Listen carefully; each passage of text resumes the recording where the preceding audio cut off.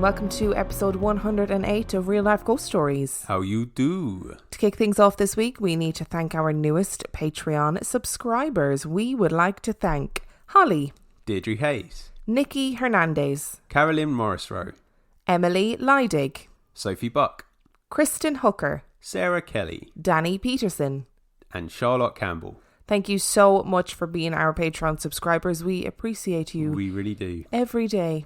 Every day. Sorry for interrupting you. I forgot that was... That's okay. There's a bit more to it. I'll let it slide this time. Thanks. Next time. And our film review this week.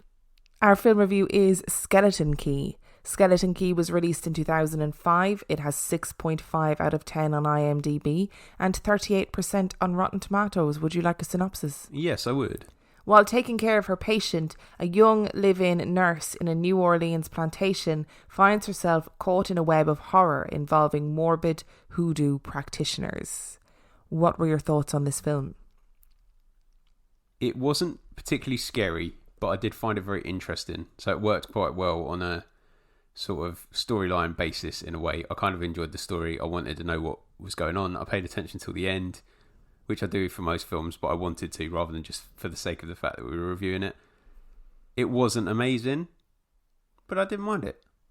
I have to say, before we go any further, that Kate Hudson's character in the film, what was her name? Cassie? Carrie? Whatever her name was. Caroline. It was Caroline. Totally deserved every bit of misfortune that came her way because she was an absolute bitch. I'm sorry, but you cannot go around treating people like that in life and think that it's acceptable just because you've got questions that need to be answered. So she's bopping around. She goes to this like isolated plantation house, and the man is, it's end of life care. They're a relatively young couple, say like in their 60s. The wife is a bit standoffish because she's like, I don't want somebody coming into my house to look after my dying husband. I can do it on my own. She's just like, fuck her then. Storms out. She's like, well, if she doesn't want my help, what am I meant to do? And she is. And I was like, well, I feel like that's not really the way you'd behave, especially when you're used to being around death, I just found it a bit staggering. And then later on in the film, she spends, I'd say about 70% of this film is Kate Hudson rifling through people's drawers. Yeah. When it's none of her damn business. She goes into this gas station because she assumes they might have the answer to a question that she's looking for. And the poor old woman in the gas station is blind. So Kate Hudson just walks in, terrifies the life out of her, and it starts going through all her stuff. Yep. Sorry, you deserve to be hexed. And I think that's part of the problem with it, really, because obviously, ultimately, she ends up being right. But she's so unlikable. But there was nothing really in the lead up to that, to her starting her investigation, that would have triggered anybody to think about it. So the reason she ends up discovering what's going on in the film is because she can't help herself when she's looking around the attic. And she has to go digging, rooting through their stuff. All of their personal belongings, when the woman in the house literally said, please don't go through my stuff. Yep. Which is, again, that is an understandable thing. Nothing freaky has happened in the house so far. There's no reason for her to be thinking, nope, I need to go through this woman's personal items to find out what's going on. She really irrationally annoyed me as a character, and the only saving grace about her character was her really sensible best friend, and her best friend was like, mate, do not go messing in things that you don't understand. And what does she do? Mess in things that she doesn't understand. Yep. And I really wanted her to be wrong. She had the answer as well, because she was so skeptical about everything for ages, and that was really her downfall, because then she wasn't skeptical. She just stayed skeptical. She would have been fine. Yeah. She just her character really stressed me out. And we also need to talk about the male protagonist, who is the lawyer of the family, and his bizarre accent. Terrible accent. I've never heard anywhere like it on earth, I would imagine. He took the approach that in order to sound like he was from Louisiana, he had to not pronounce the majority of the word. Yes, so certain letters just didn't exist, which made his dialect just so bizarre. Now, I like what's known as the Southern drawl. I like it, but that's taking the drawl part of the Southern drawl a little bit too far. But yeah, it was okay. It was, it is a relatively fun watch, I think. Wasn't particularly scary. Did make me jump twice, but it was alright. Yeah, it's difficult to talk about it without ruining it, because it's one of those films where you just have to watch it. If you've seen it, you know what happens. If you haven't seen it, I would recommend giving it a watch, because it's fine. Like, it's a nice way to pass a couple of hours. I mean, she just deserved it. I'm sorry. I'm just going to keep saying that. I probably would have shot her as well if she'd been rifling through my stuff and I specifically asked her not to. So what would you give this film out of 5? I think 3. I don't think it deserves a lot more, but it is watchable. And if I was to stumble across it on the TV channels, I'd probably watch it again. Yeah, do you know what? I'm probably going to give it a 3 as well. I think the reason why Kate Hudson's character was so annoying is because they tried to portray this strong woman who, could sort things out and figure things out on her own, but they didn't. They really went the wrong way about trying to portray that, and she just came off as a very rude, arrogant character, which was really difficult to want her to be right and to want her to come out the victor in the end. Is it reflective of life in Louisiana or in those sort of like remote swamp areas? I don't know. But was it interesting? Yeah, I guess it was. So a 3 all around. Which brings us to our story this week. I can only presume that we're doing a movie about poltergeists. A movie about poltergeists. Did I say a movie? Yeah. An episode about poltergeists. So what do you know about voodoo? I know very little. Only what I touched upon when I was doing the research for the Robert Johnson episode. So beyond that, not very much really, to be honest. Fair. And I didn't know. I knew very little about it as well, actually. And the reason I decided to watch Skeleton Key was because my sister suggested it. Hello, Sarah, if you're listening, I'm very sorry I didn't like it. But also I thought maybe we should do an episode about voodoo. And I'm going to say before we start that voodoo is complex. There is a wealth of history behind it. I've done lots of research. However, if I say something that isn't correct, then please feel free to let me know. But it's not coming from a place of willful ignorance. I have tried to research as much as possible. I'm also aware that there's many different facets of voodoo. So we're going to be focusing mainly on Haitian voodoo and the roots of Haitian voodoo and what it looks like today. And then we're going to tell a couple of stories. Okay. Okay. I'm really excited about this episode because it is so fascinating. I'm a little bit nervous.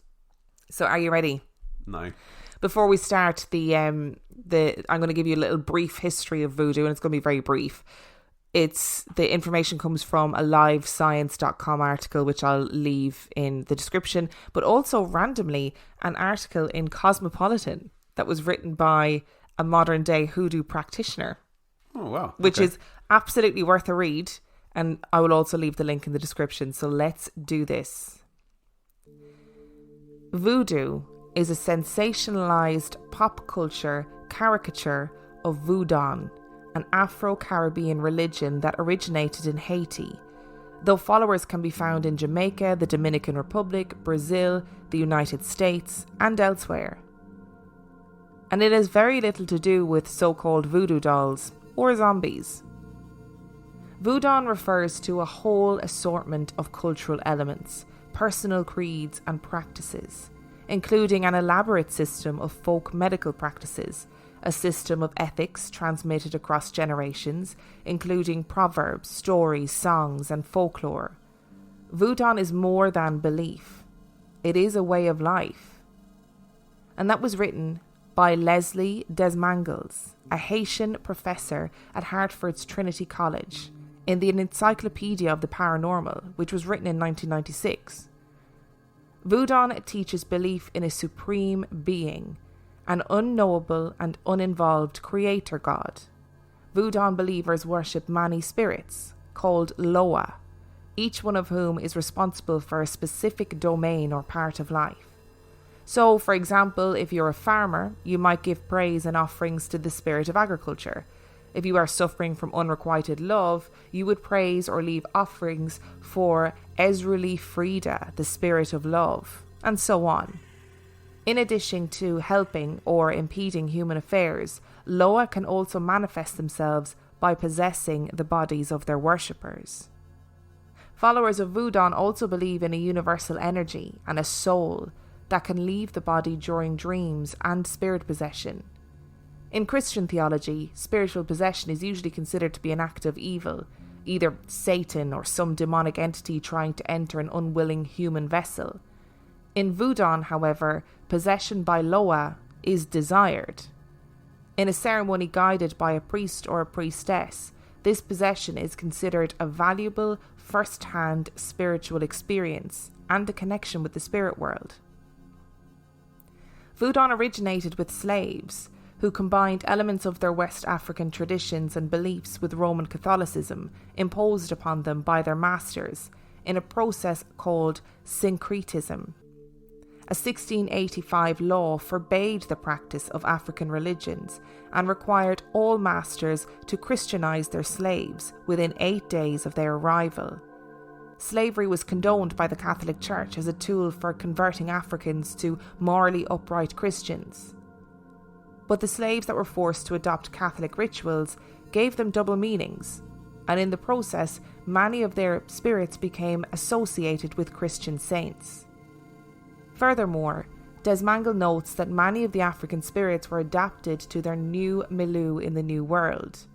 Ogun, for instance, the Nigerian spirit of ironsmiths, hunting and warfare, took on a new persona. He became Ogu, the military leader, who has led phalanxes into battle against oppression. In Haiti today, Ogu inspires many political revolutions that oust undesirable and oppressive regimes.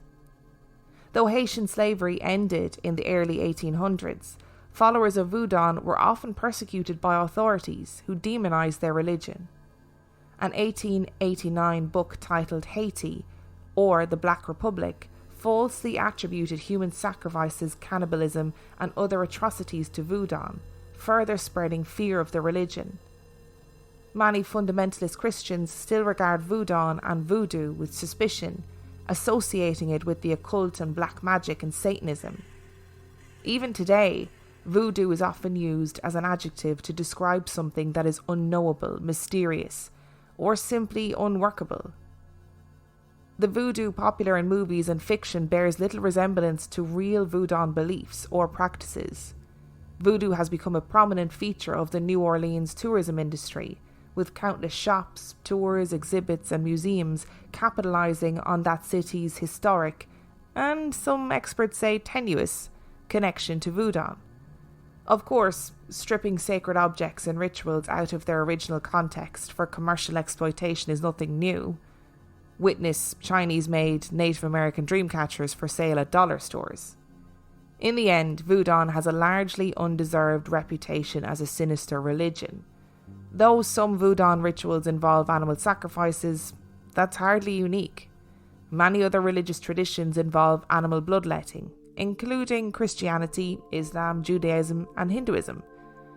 The irony is that Voodoo's best known and most sensational features, including voodoo dolls and zombies, have little to do with its actual beliefs and practices. So what's the difference then between voodoo and hoodoo? Hoodoo is actually its own practice, with its own rules and history. In fact, the practice isn't even called spells, but work or chores. It's also been appropriated by many people, so a lot of misinformation is floating around online. Hoodoo, at its core, is an African American tradition. It was created by enslaved people from various spiritual practices that they adapted to the land they found themselves in. Hoodoo is also known by other names, mainly conjure or root work. People who practice hoodoo work with a number of tools such as candles, curios, and of course roots and herbs. Ancestor veneration is particularly important. Movies often show hoodoo as dark or harmful, but most of the work that people who practice hoodoo do is concerned with healing and protection. There's a lot of confusion about hoodoo and voodoo. If you think they're the same, you're not alone, but they're very different. As a religion, voodoo has specific practices, some of which you have to be ordained to perform. It has religious leaders, known as Mambos and Hungans, who oversee these practices. It has a set of deities and spirits that are worshipped and respected. Hoodoo, by contrast, does not have those things. Although there is a belief in spirits and life-giving energies, there are no specific gods or god that you must follow. You are free to worship any gods, or not, that you want. There is no organised hierarchy.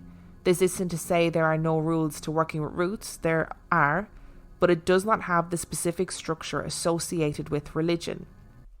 So we're going to pause there briefly and just digest that for a second before we get into any stories. Is that contrary to what you thought of voodoo and hoodoo?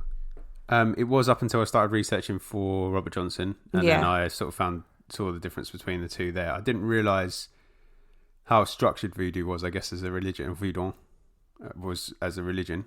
No, I didn't either. Needing to be ordained and to do certain things and stuff like that. I guess it's just the narrative that we spin on things that we don't understand, isn't it, really? It's a fear of otherness, isn't it? And if you think about, like, there was an agenda, I guess, when people wrote those books about, like, cannibalism and people being slaughtered in the name of voodoo. It was to promote this idea that it was something really dark and to be feared and we shouldn't accept it, and, you know, Christianity is the way forward. But actually, when you watch voodoo, I keep saying voodoo, I know it's voodoo, but when you watch the practices that they do, like, they are really fascinating. Yeah.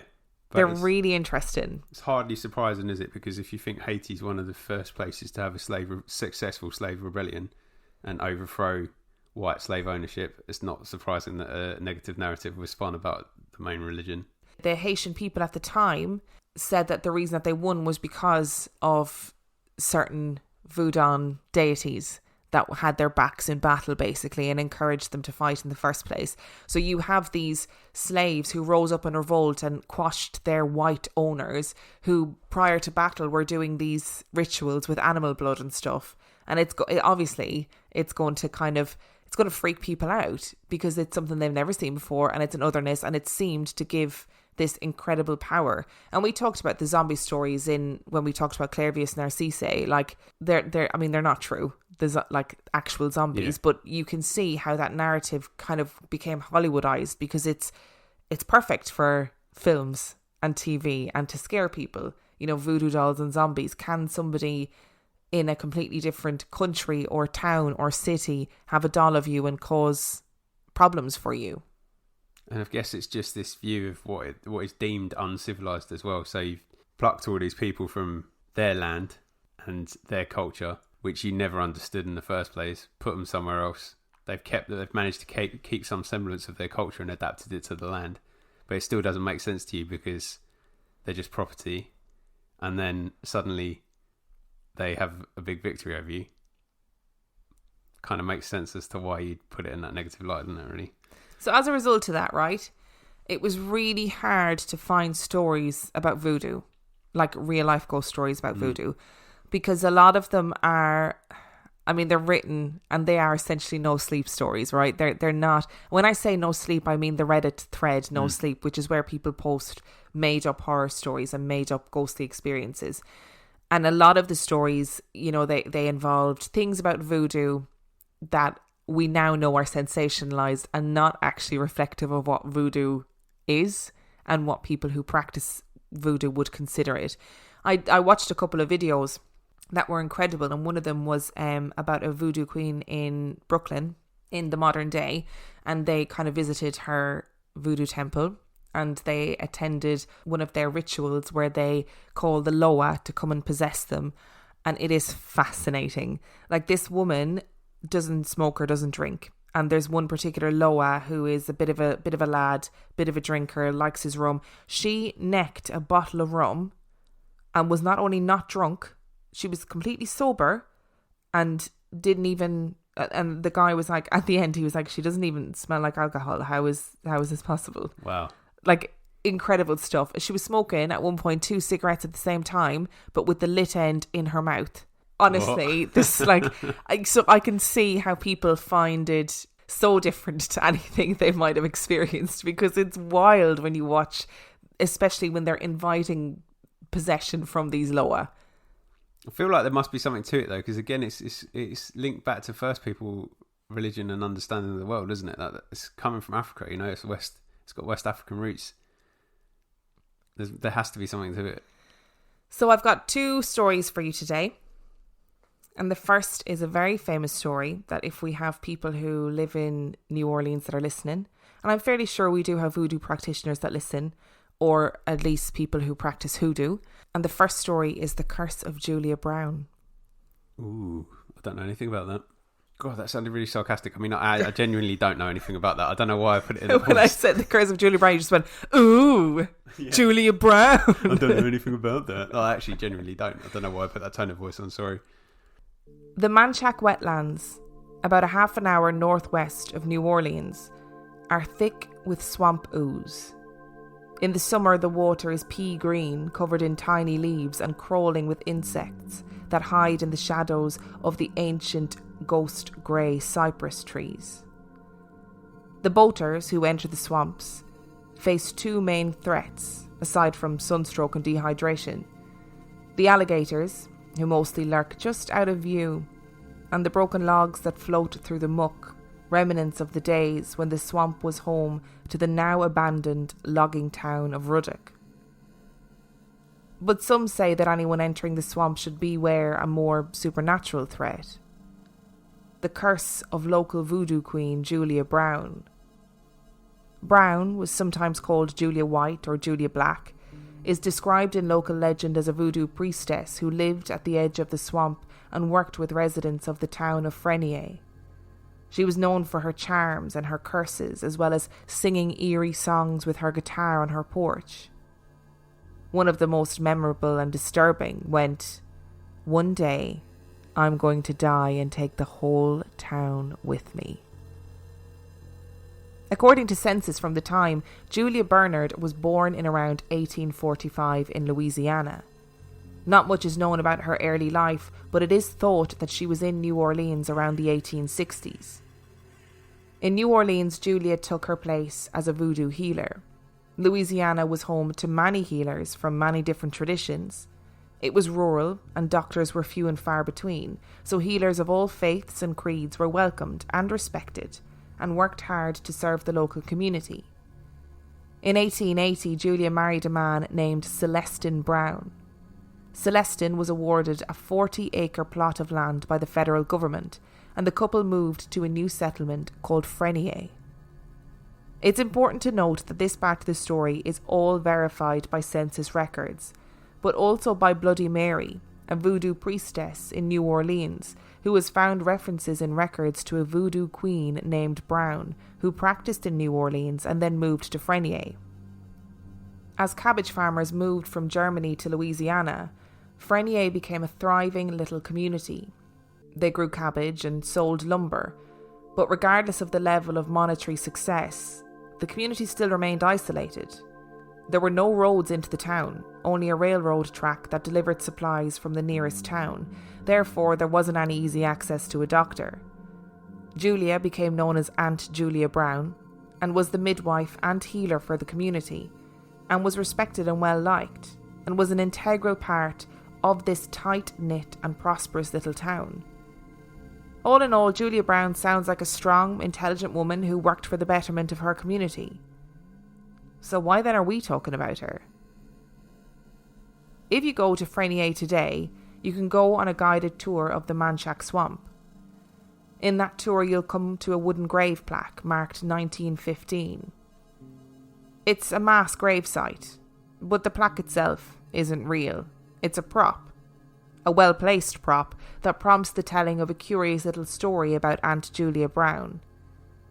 Because Aunt Julia's ghost still haunts the Manchac Swamp, along with the ghosts of the entire town that lived alongside her. While Aunt Julia is described as being a healer and the cornerstone of their remote community, she is more widely remembered as being the antagonist in the most compelling ghost story of the area, The Curse of Aunt Julia Brown. Helen Schlosser-Berg was a contemporary of Aunt Julia and actually knew her well. She recalled how Aunt Julia would sit on her front porch and strum on her guitar and make up silly little songs. except for that one song that felt much darker than all the others and didn't really feel so silly to the local people. She sang that one day she would die and the whole town would die with her. What actually happened to cause Aunt Julia Brown's death is unclear, but a newspaper report from New Orleans on the 2nd of September outlines the story. On the 29th of September 1915, a massive hurricane swept in from the Caribbean and destroyed the town of Frenier.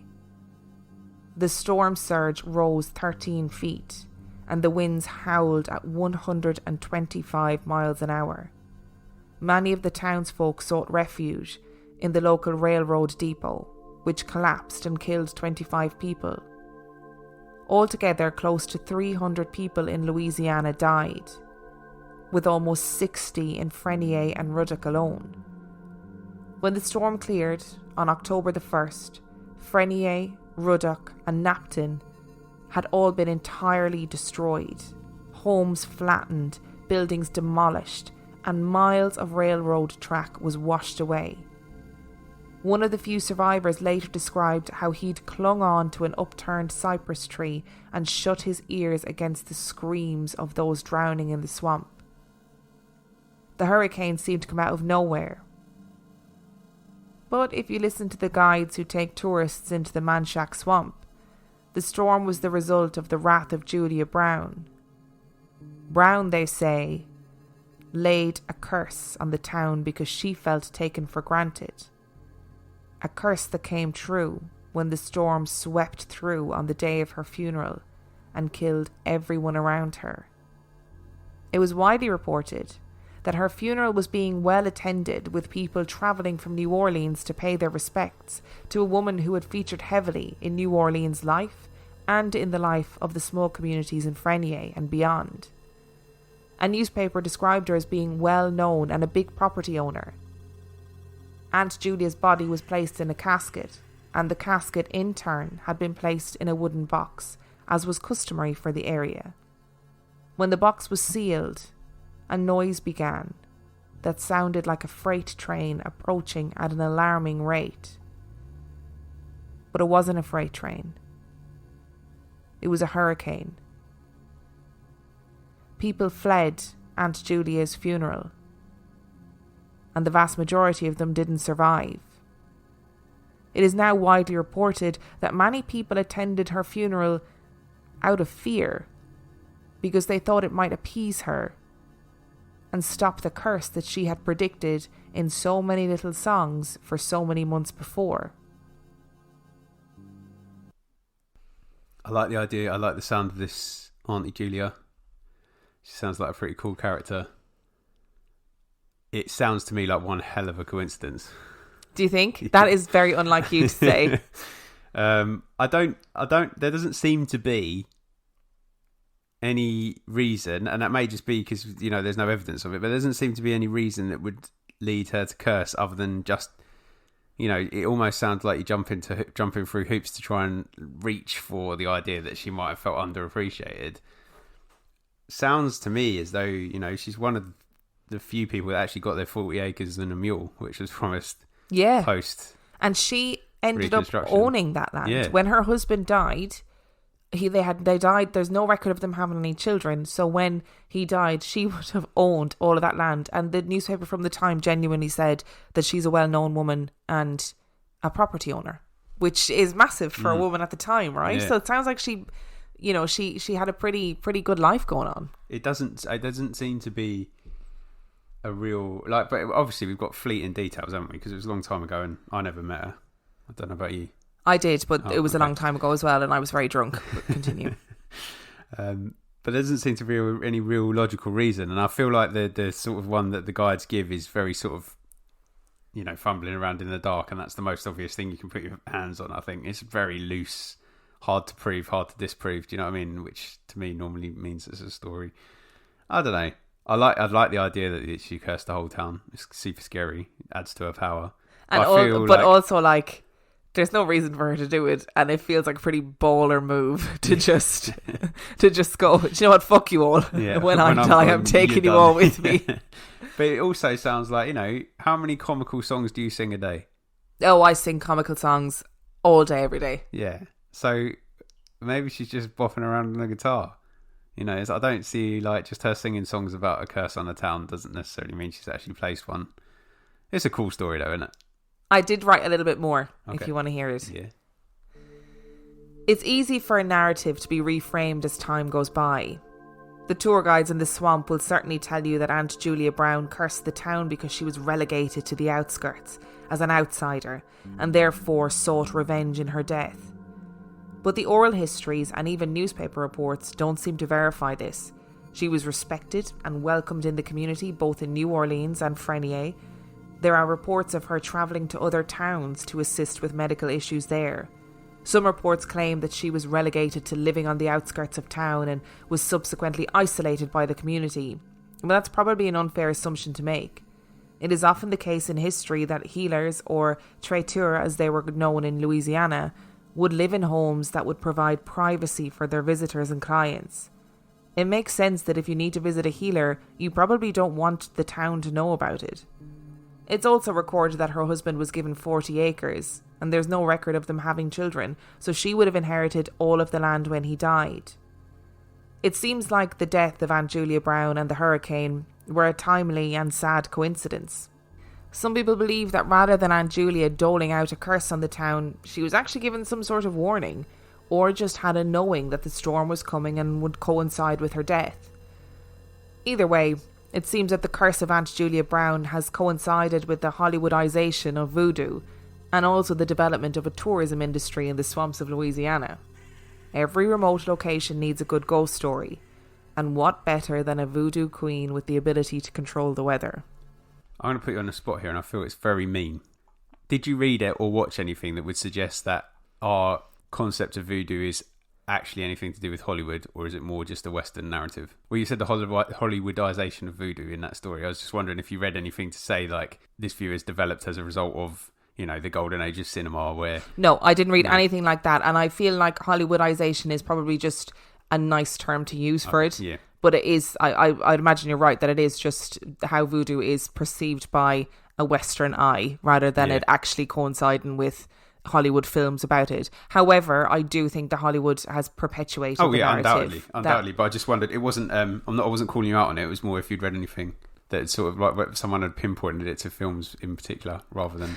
Wasn't there, when we did Clairvius Narcisse, didn't we talk about films at the time? Possibly, yeah. That came out, like zombie films and stuff that came out, like really old Hollywood ones. And I can't remember it, potentially, I can't actually remember. I probably should have gone back and listened to that episode before we did this, but I didn't think to do that. So like I said, it was really hard to find stories. You can find 1,000,001 stories about voodoo on the internet, but they are all, again, perpetuating this narrative of violence and darkness. And it's, you know, if you look up real voodoo stories, it's all, this person killed their children because of voodoo, this person set somebody on fire because of voodoo. So it's all linked to really violent criminal activity and like acts of psychosis and, you know, all sorts of different things. So I had to resort to a Reddit story. Okay. So I've got one more story, and it deals with a character in voodoo that has been Hollywoodized lately. In American Horror Story. So what do you know about Papa Legba? Again, very little, but he comes into the sort of research with Robert Johnson. There's some theories around who he met at the crossroads, and Papa Legba being one of them. So Papa Legba is like a gatekeeper of the crossroads between life and death. So in American Horror Story, he's portrayed as this like really powerful being who does deals with the devil, and you ask him for favors, and that's actually not what Papa Legba is. So according to what I read about voodoo, that Papa Legba, he's like a gatekeeper, kind of like a boatman, if that makes sense. Yeah. And when voodoo priests or priestesses or voodoo queens, when they want to contact the Loa, they often have to go through Papa Legba, that he's the one that makes that connection. So he's not this sort of character that you see in American Horror Story, but he has become really popularized because of that. And it's not actually the same character. Whereas Papa Legba is actually, the American Horror Story version is more so the Loa that's called the Baron, who is a really scary creature. Okay. And I didn't even talk about him because it freaked me out too much. Okay. Yeah. He's really frightening and literally comes and steals people away and like all sorts of crazy shit. So this story comes from a user called Quentin Stark, and the link is in the description if you want to read it yourself. Are you ready? No, definitely not. So I was in a thread on humanoid encounters yesterday and ended up telling some stories about the year that a close friend of mine decided to try practicing voodoo. While I never participated in the actual practice, I was around for a lot of the rituals. I helped him gather materials and set up altars, and I got to witness a lot of the effects. I typed up 2 pretty long stories in that thread, but I figured you guys would enjoy them as well. They're a bit long, but they're quite interesting in my humble opinion, and they are 100% true. The first story is from my friend's very first voodoo ritual.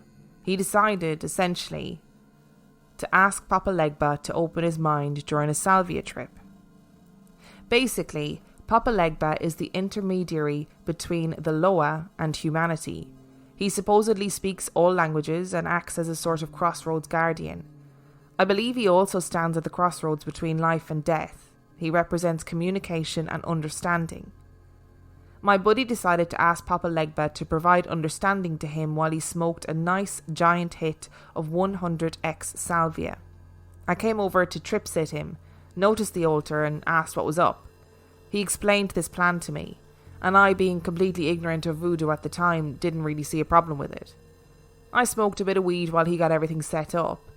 I believe he offered liquor to the Legba, which is a pretty common offering in voodoo, and maybe some other items I can't really recall.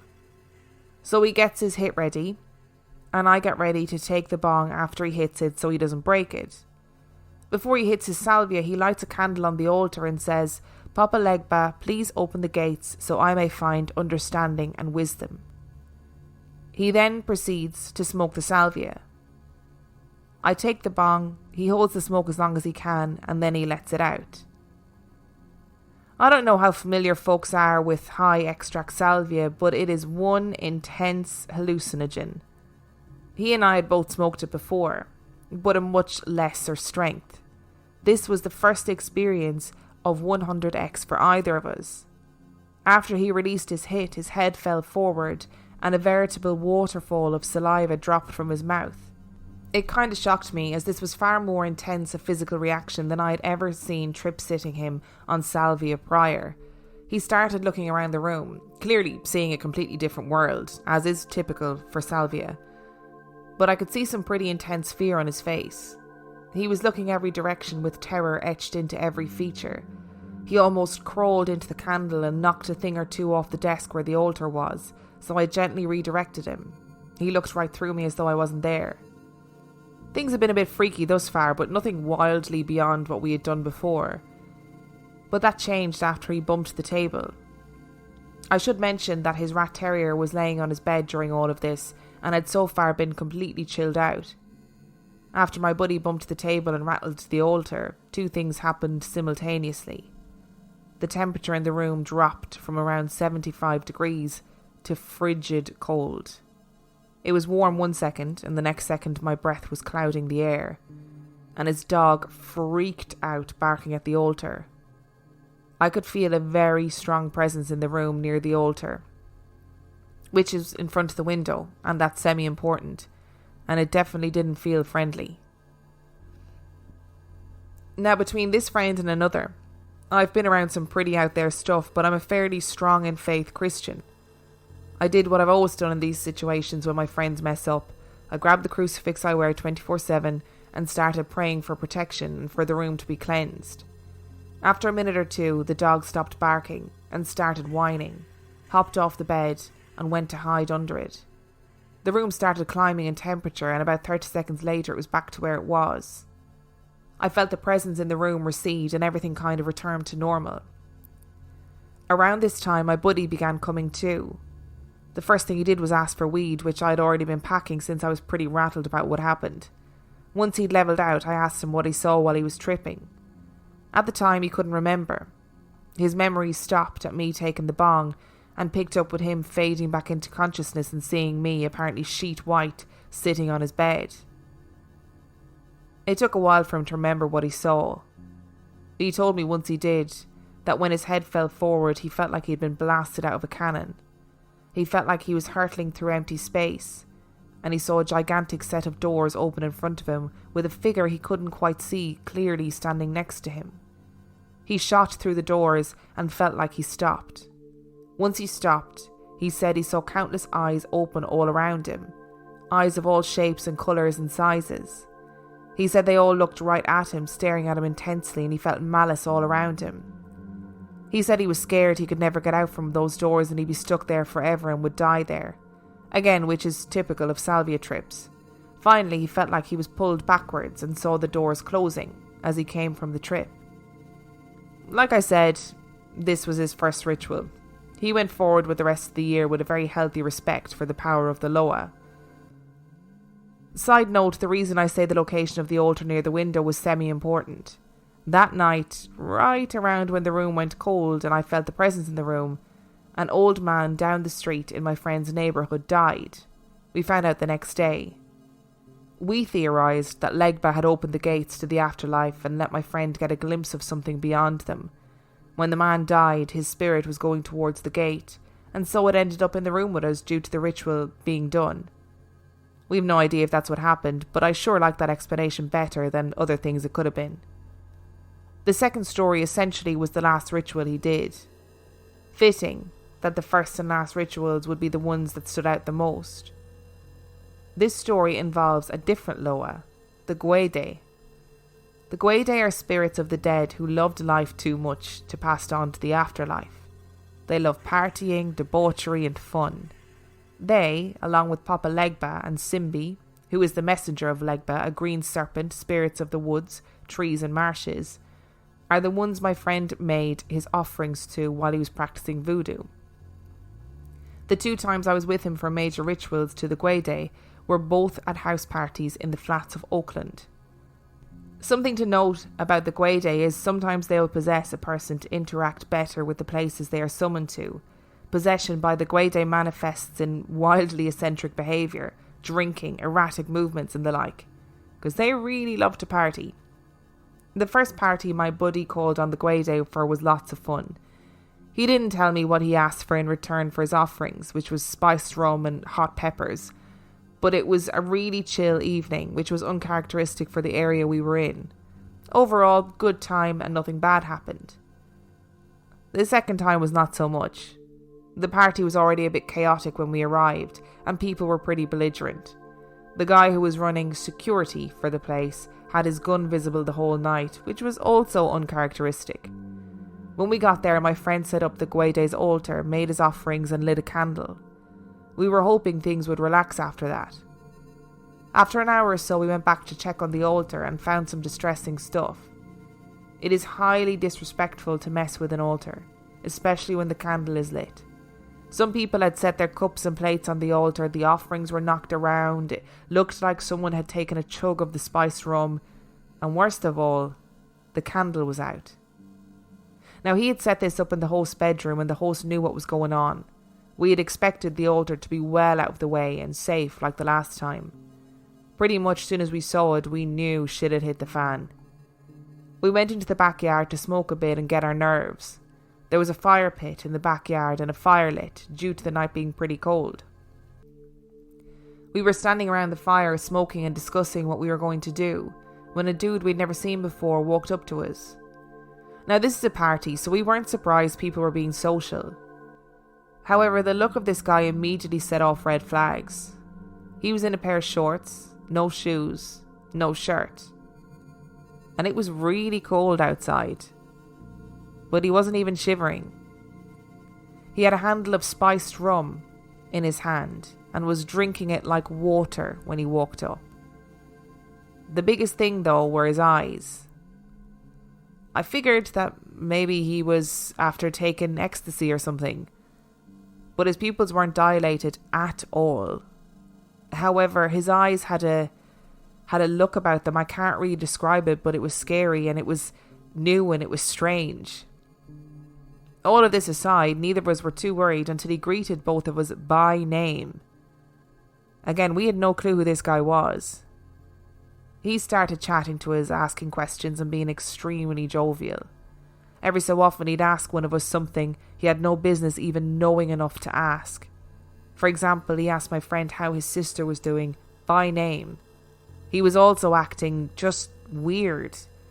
He did a quick in and out hop into the fire at one point, laughing his ass off. He kept chugging rum. It was freaky. After a few minutes he said goodbye, again calling us by name, and walked off. Immediately my friend asked me if I felt weird. We both knew what the signs of the Gwede possessing someone were at this point, and this dude fit the mark perfectly. We went and found the host, described the guy. She didn't know him. We went looking for him and couldn't find him. Both of us were shitting bricks at this point. Around this time the party started getting rather hostile. The band playing in the living room got bottles thrown at them, a couple of fights started, people got kicked out forcibly. The security guy had his hand on his pistol and was trying to keep the peace. After another half hour or so, the host shut down the party, and it took another 20 minutes or so for us to get everyone out. Since the host was a friend of ours, my friend and I pitched in and we managed to herd everyone out without any more chaos. Once everyone was gone, it was the security guy, the host, my friend and myself in the house. We smoked a bit together and talked about how out of hand things had gotten. Usually parties at this house were fairly relaxed affairs, so everyone was pretty shaken up at how the night had gone. My friend and I refrained from telling them about the Gwede at the time, because we didn't want to freak them out. After we smoked, we went back in to go sleep. And this is where things get messed up. Once we were all inside, we heard a loud smack against the living room window. The outside lights were on and we could see someone silhouetted in the window behind the shade.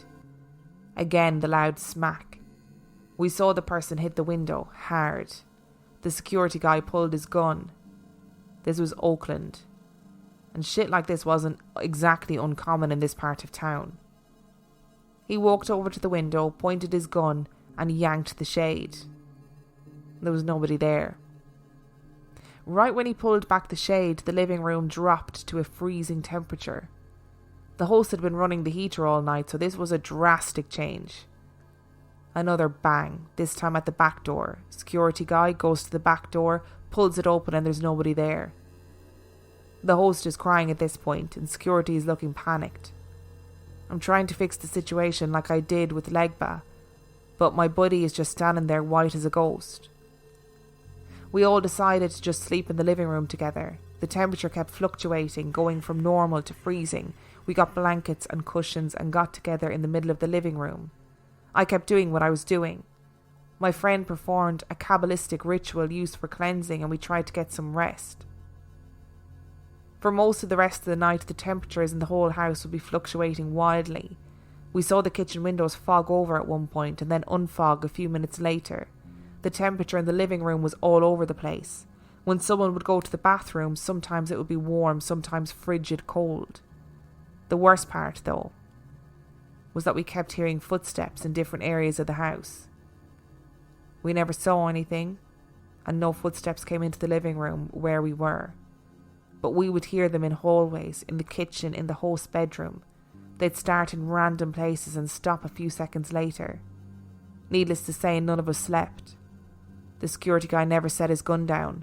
My friend did the banishing ritual twice more, an hour or two apart, and I kept up my efforts. Finally, close to 5 a.m, things stopped. The temperature stabilised. We stopped hearing footsteps, and it was like a shroud had been lifted off the house. There was a very palpable sense of change and everyone felt it. We got a few hours of sleep after that, then my friend and I got out of there. That was the last real ritual my friend did. After that we went way up the mountains, bushwhacked several miles off one of our favourite trails and found a beautiful clearing right on a stream. We set up permanent altars for Simbi, Papa Legba and the Gwede in spots of the clearing we thought they'd like. My friend made final offerings and told the Loas we wouldn't be bothering them again. After that, no more voodoo. He was way too shaken by what had happened, and I wasn't trying to be around that anymore either. He had one moment a few months later when we camped out along the trail, when he said that he thought he could see several ephemeral figures watching us from the direction where the altars were. But they didn't bug us and we didn't feel in danger. Overall, that was a crazy year. Voodoo is one wild thing to get into, and can it have some wild effects? I'm glad it isn't something he does anymore. On a side note, there was something interesting he and I discussed. I never once made an offering to any of the Loa. I never asked them for anything, never spoke to them, except the Guede possessed guy. I never bothered them myself. It was all my friends doing the asking and the offering. All I ever did was help to find places for altars, pick out nice gifts for the Loas, and help make things as good for them as I could in order to help my friend out. I imagine that while the Loas very clearly had a lot of contempt for my friend, Voodoo is Haitian after all and he's extremely white European, we imagine that they probably liked me a fair bit, since all I ever did was good things for them without asking for anything in return. I would never do voodoo myself, but something tells me they'd be a lot more willing to work with me given our past track record than they were with him. A little bit presumptuous. A little bit presumptuous. And also, I've read numerous times in the research that I did that if you are not a black person and if you are not going to Haiti to get initiated, you should not be practicing voodoo. That is what I've read numerous times in this research. There was a bit in the hoodoo article in Cosmopolitan that talked about how to set up a particular hoodoo ritual, but I was like, I'm not including that because I have no right to include that anywhere. There's a difference between what they do in Haiti and what they do in New Orleans, though, right? It's a different variant of the same same route. I think there's different variations in lots of different places. Yeah, man, that story is wild. Well, do you know why I loved it, right? Because there's a great admission that, yeah, we were doing loads of drugs. Yeah. And nothing too outrageous happened. It wasn't as if he's like, we were doing loads of drugs and then Papa Legba appeared and gave me loads of gifts. It's like, it's little things that happen in that story that I think are really interesting. So my experience with drug taking is very minimal in that I've smoked and ate weed once. But I'd imagine if you make a big thing about talking about getting someone to open doors to you and then you take a massive hit on a bong with something that is a hallucinogen. And a strong hallucinogen. A strong hallucinogen. The chances are that you are going to see someone open a door for you, right? Absolutely. Regardless of whether you're having a spiritual experience or not. But the interesting thing about that story isn't the guy's experience when he's tripping, it's the guy's experience who isn't tripping. Yeah, that's true. The plunge in temperature and the dog reacting and all of that stuff. That's what's interesting about that story. Yeah. Yeah, that is. I don't... the idea of going to parties and setting up little altars is crazy for me as well. And I just don't understand why you do that. Do you know what? This is a terrible thing to say. I'm casting aspersions on this boy's character. That is a desperate attempt to look cool at a party. Yes. I am going to this party. They sound like pretty alternative people. You know, they've got a band playing at the party. People are doing drugs, whatever. He goes to this party and he's like, sorry, just give me a minute. I just need to go set up my altar. Sorry? What? You set up my voodoo altar? My voodoo. I'm just going to go set it up. How do you expect people at a party are going to pay respect to a voodoo altar when nobody else is practicing voodoo except for you? And sometimes it's hard to get people to pay respect to the house they're in, let alone... Yeah, never mind paying respect to a voodoo altar, okay? Again, this is another case of somebody opening doors where they had no business opening. Yeah, although, yes, you're 100% right, and I'm not going against that, but the idea of having spirits that are solely all about the partying and then setting them up in parties is kind of cool. Fair play to him for being like, do you know who'd love a party? The party Loas. Yeah. They'd love it. Let's invite them along. They're a bit of crack. And what I really liked about this story was that, so before I read this story, I'd watched that video of the Voodoo Queen in Brooklyn. And honestly, I so recommend that you watch the video because they are having a whale of a time. There's all these different Loas for different parts of like life, I guess. But when she embodied the party Loas, Honestly, she was necking rum, and rum is like a thing. Rum is the offering of choice, spiced rum. And then there was like laws that represent sex in relationships, and everyone's doing like highly sexualized dancing. It's incredible. It's incredible. And this story was like a little tiny glimpse into that. But again, if it's not your culture, why are you dabbling in this? And who's the dude that rocked up at the fire in the shorts and t-shirt? Hopping in and out of the fire. Yeah. And being just a little bit off and necking a bottle of rum like it was water. I mean, there have been plenty of occasions in my past where I've been so drunk that actually the amount of clothing I've got on compared to the temperature is probably... It lessens. When the drunker you get, the less clothes you wear. Yeah. That is a fact.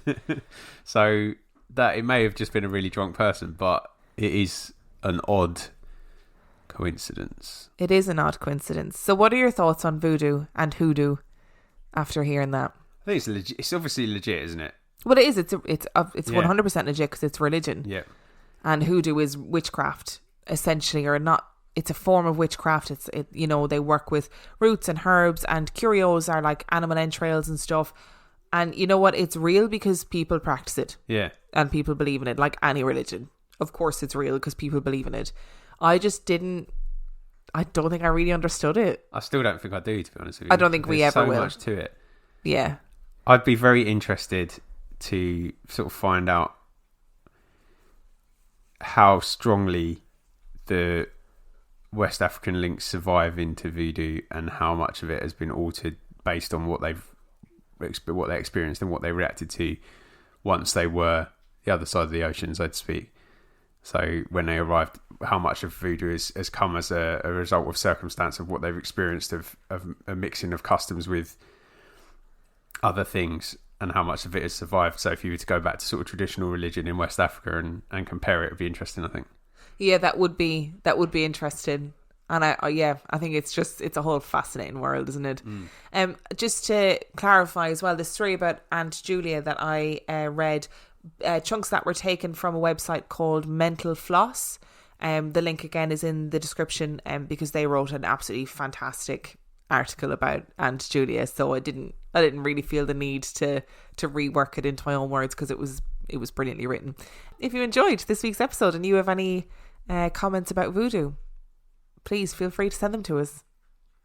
You can find everything you need to know about us on reallifeghoststoriespodcast.com. You can send us an email at reallifeghoststoriespodcast@gmail.com. You can support our Patreon, patreon.com/reallifeghoststories, where for $5 or $2 a month, you get access to heaps of extra content. And on that note, we shall see you next week. Bye.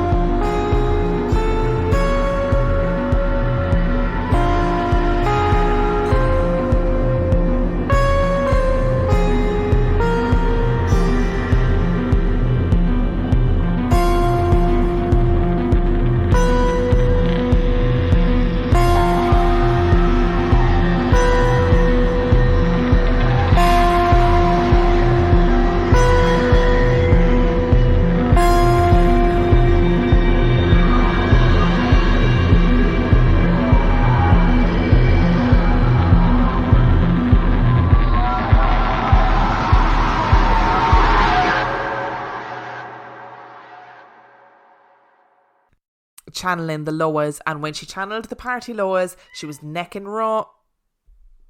What do you know about party Loas? What, baby? Are you so hungry? Oh gosh. Do you want to tell us about it?